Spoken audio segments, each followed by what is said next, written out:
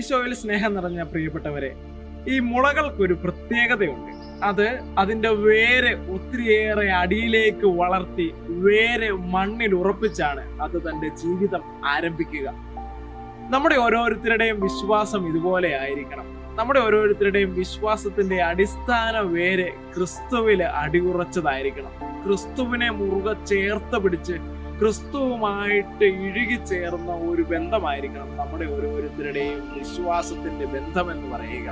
പ്രിയപ്പെട്ടവരെ, നമ്മുടെ ഓരോരുത്തരുടെയും ജീവിതത്തിൽ നമ്മൾ ചേർത്ത് വെക്കേണ്ടത് എപ്പോഴും ക്രിസ്തുവിനെയാണ്. ക്രിസ്തുവിനെ മുറുകെ പിടിച്ച് വിരിഞ്ഞ് മുറുക്കി പിടിച്ച് ക്രിസ്തുവും ഞാനും ഒന്നായി വളരുന്ന ഒരു വിശ്വാസത്തിലേക്ക് വളരുവാൻ അതിനായിട്ടൊക്കെ നമുക്ക് പരിശ്രമിക്കാം. ഈ നോമ്പ് കാലത്ത് ഈ മുളകളെ പോലെ വേരുകളെ ക്രിസ്തുവിലേക്ക് ആഴ്ന്നിറങ്ങി അവിടെ കാറ്റും മഴയും വെയിലും ഒക്കെ വന്നാലും വാടിത്തളരാതെ നമ്മുടെ ജീവിതത്തിന്റെ വേദനകൾക്കും പ്രയാസങ്ങൾക്കും ആകുലതകളിലും കഷ്ടപ്പാടുകളിലുമൊക്കെ ക്രിസ്തുവിനെ ചേർത്ത് പിടിച്ച് കടന്നു പോകുവാൻ നമുക്ക് ഓരോരുത്തർക്കും പരിശ്രമിക്കാം.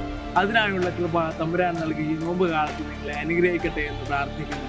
ദൈവം നമ്മെ എല്ലാവരെയും സമൃദ്ധമായി